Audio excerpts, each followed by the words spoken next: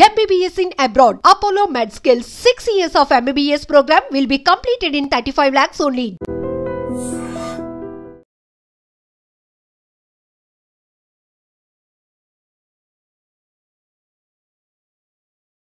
Welcome to iDream channel. This is Pavan. మీర్పేటలో అయితే ఒక వ్యక్తి అనుమానాస్పద వృత్తి కలకలం సృష్టిస్తోంది. గవర్నమెంట్ ఉద్యోగి వెంకటేశ్వర్లు అనే వ్యక్తి ఆ ఇంట్లోనే రాత్రిపూట సంపులో పడి చనిపోవడం, తెల్లారే 4ంటికి ఆ బాడీని గుర్తించడం జరిగింది.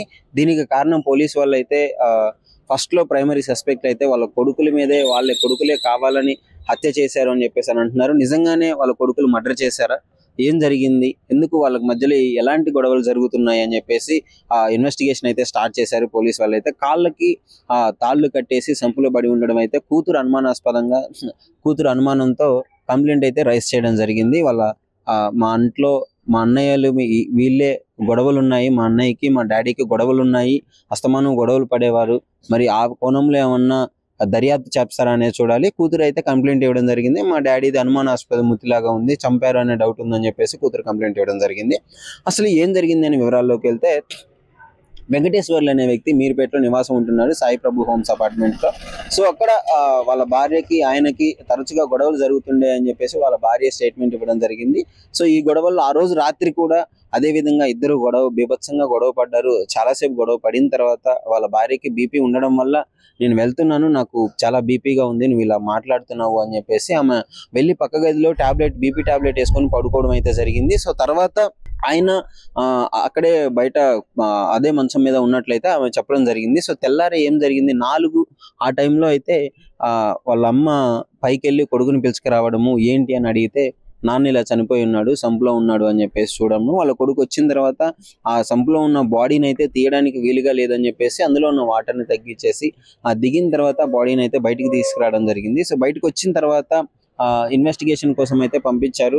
పోలీస్ వాళ్ళు అయితే వచ్చారు, 100కి డైల్ చేశారు, 108కి కాల్ చేశారు. సో వీళ్ళందరూ వచ్చిన తర్వాత పోలీస్ వాళ్ళు అయితే ఆ దగ్గరలో ఉన్న హాస్పిటల్కి అయితే బాడీని షిఫ్ట్ చేయడం జరిగింది. సో అక్కడికే ఆ హాస్పిటల్కి వనస్త్రీపురం దగ్గరలో ఉన్న గౌట్ హాస్పిటల్కి పంపించిన తర్వాత అక్కడ ఆల్రెడీ చనిపోయాడని చెప్పేసి చెప్పడం జరిగింది. సో తర్వాత ఉస్మానియా హాస్పిటల్కి అయితే ఇప్పుడు పోస్ట్మార్టం కోసం పంపించారు.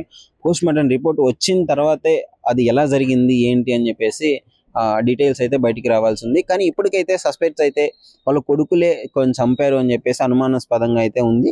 వాళ్ళ మదర్ అయితే నేను టాబ్లెట్ వేసుకొని పడుకున్నాను, నా వల్ల కాలేదు, నాకు హెల్త్ బాగాలేదు అని అయితే చెప్పడం జరుగుతుంది. అస్తమానం నన్ను తిట్టేవాడు అని చెప్పేసి అని అంటున్నారు. సో ముఖ్యంగా ఆయన పడుకునే ముందు మరి ఏం జరిగింది, ఆయన అంతా బాగానే ఉంది, ఆయన ఏదైతే హెల్త్ పాటిస్తున్నాడో ఆ హెల్త్ అయితే పాటించేశాడు. సో మార్నింగ్ అయితే 4ంటికి లేవగానే ఈ విధంగా జరిగింది అని చెప్పేసి ఆమె ఏడ్చుకుంటూ వాళ్ళ కొడుకుకి చెప్పడము, వాళ్ళ కొడుకు వచ్చి ఆ బాడీని తీసేటప్పుడు కూడా చాలా ఇబ్బంది పడ్డాడంట. ఆయన పడుకునే ముందు అయితే కొంచెం ఆయిల్ రాసుకొని పడుకుంటాడు అని చెప్తున్నారు. సో అందువల్ల తీసేయడానికి ఇబ్బందికరంగా ఉండి జారిపోవడం ఇలాంటి ఇన్సిడెంట్లు అయితే జరిగింది. సో వెంటనే తీసి పంపించారు, హాస్పిటల్కి పంపించారు. మరి పోలీస్ వాళ్ళు ఇన్వెస్టిగేషన్ అయితే జరుగుతుంది. ఏమవుతుందో ఇన్వెస్టిగేషన్ తర్వాత ఆ రిపోర్ట్ వచ్చిన తర్వాతనే చెప్పగలుగుతారు.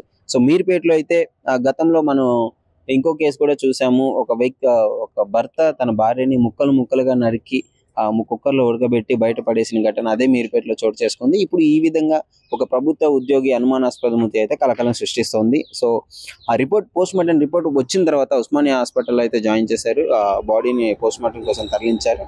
ఆ రిపోర్ట్ వచ్చిన తర్వాత ఏదైనా చేయగలని చెప్పేసి మీర్పేట డిఎస్పీ అయితే మాట్లాడడం జరిగింది. సో చూడాలి ఏమవుతుందో. ఈ కేసుకు సంబంధించిన అప్డేట్ కోసం అయితే ఐడ్రీమ్ ఫాలో అవ్వండి. రెగ్యులర్గా మీకు అప్డేట్ అయితే నేను ఇస్తాను.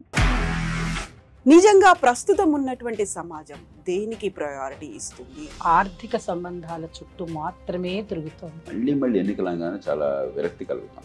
మంచి అనిపిస్తుంది కదా, లేడీస్ కూడా ఛాలెంజింగ్ జాబ్స్ చేసినప్పుడు చాలా బాగుంటది. ట్రాఫిక్ అసిస్టెంట్స్ గా నియమించిన ట్రాన్స్జెండర్స్ అందరితో సాల్యూట్ చేయించుకుంటున్నారు. ఫుడ్ డెలివరీ ఇవ్వటానికి వెళ్ళినటువంటి డెలివరీ బాయ్ అనిల్ పై కళ్ళ ముందు